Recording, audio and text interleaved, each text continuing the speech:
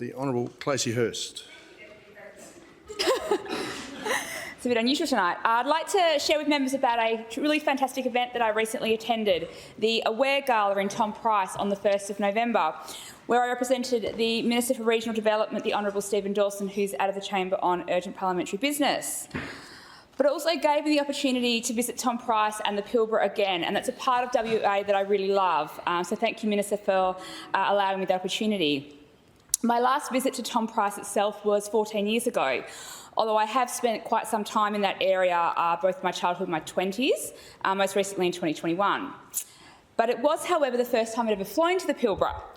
Every other time I've always been by road, and that is I actually really personally enjoy driving. It really gives you an appreciation for how vast, resilient and beautiful the part of the world is.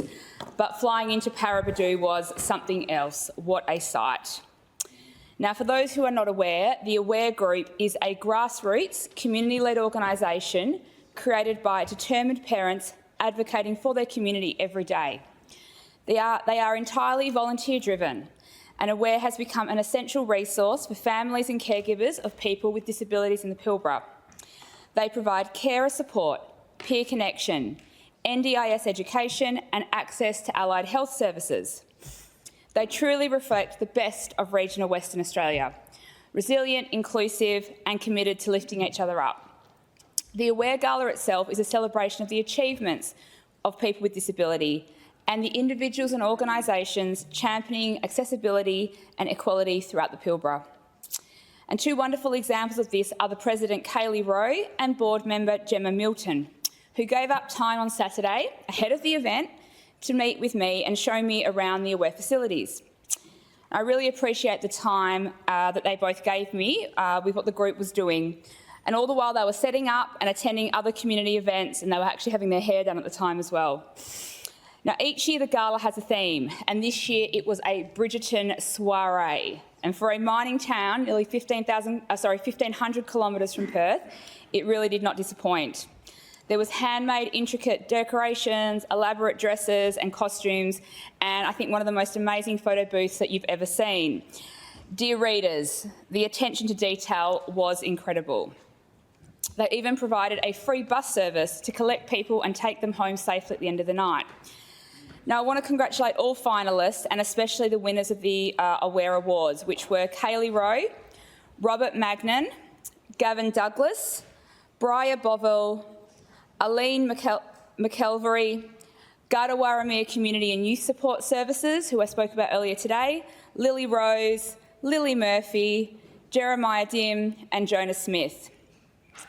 But the night was especially memorable thanks to keynote speakers, shark attack survivor Cameron Ratherall and local residents Blade Day and Gemma and Adrian Curley. Now, members may recall Cameron. He was attacked by a bull shark in the Swan River in 2021. He survived, but has lasting nerve damage requiring a foot and leg splint to assist him to walk.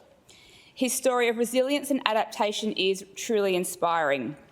And I also had the chance to speak with Cameron more one-on-one while we were waiting for our flight back to Perth on Sunday. And his insights into disability, particularly access, were both insightful and humbling. Now, Blade is just 13 years old, and he spoke about growing up with a sibling who has a disability. His love for his brother was so evident, but listening to his perspective as a sibling, which is often overlooked, was so powerful. But Blade is more than just the brother.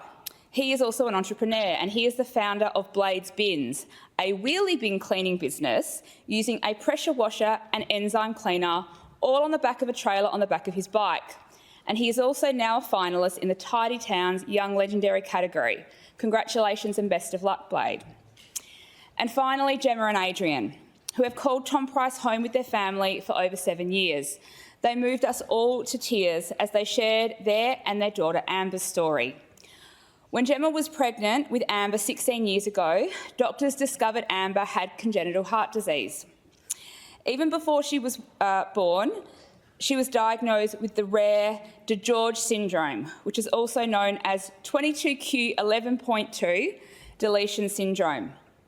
This rare genetic disorder is caused by a deletion on the chromosome 2022, and can lead to serious health issues, including heart defects, immunodeficiencies, and developmental delays. Amber's heart condition all those years ago was so complex that it could not be treated at Princess Margaret Hospital at the time. So Gemma and Adrian had to travel to Melbourne so that Amber could have her life-saving surgery immediately after her birth. The surgery was a success, and today Amber is 15 years old. Remarkably, Amber has not faced further complications or required additional open heart surgery. She's also avoided many of the health challenges typically associated with DeGeorge syndrome. And while Gemma and Adrian shared that Amber does experience an intellectual disability, which brings learning difficulties and challenges with complex tasks at schools, they also spoke about her love of school, especially the social side of making friends. It's heartbreaking that Amber has experienced moments of unkindness and exclusion, but inspiring to know that she remains, to quote her mum, a social butterfly who welcomes everyone with warmth. She's also a talented basketballer, holding her own against the boys. Her determination and willingness to try enable her success. And this is exactly what Aware is about, providing support, access, advocacy, resilience, inclusivity, and a commitment to lifting each other up. Thank you, Gemma and Adrian, for sharing your incredible story. But the Gala also serves an important purpose: fundraising for the next phase for inclusive infrastructure of an outdoor sensory play area for children with sensory needs. And I saw the proposed site during my visit, and I want to acknowledge my good friend from the other place, the member for Pilbara, Kevin Michelle, for his $15,000 commitment towards this project. I know the community is excited to see it completed. Now, while I was in Tom Price, as I mentioned earlier today, I also visited Gadawarramaya Community and Youth Services, who actually are next door to Aware. I also had the opportunity to join the Shire of Ashburton and Rio Tinto for the opening of the redevelopment of Minna Oval on Saturday afternoon. It's an incredible facility for Tom Price, with dedicated storage and rooms for touch, soccer, rugby and little athletics. They've also got accessible change rooms, state-of-the-art kitchen, event space, spectator area and a playground that was already being very well used. And I just want to put on the record my congratulations to the Shire and Rio Tinto, but especially Shire President Audra Smith, CEO Keith Woodward and the Community Development team. Before flying home, though, I had to take the opportunity to go out to Karijini National Park again. I've been there many, many times, but it's been over a decade since I was last in the park itself. And I have been working with both the member for Pilbara and the previous member in the Legislative Council, Peter Foster, on the recently upgraded $21.2 million upgrades in my role before coming into Parliament. Seeing them in person, though, they are truly transformative to the park. The sealed roads, the improved day use areas at Weeno Gorge and the upgraded picnic facilities at Fortescue Falls. I encourage everyone to head up there when you get the chance, but maybe don't fall over like I did.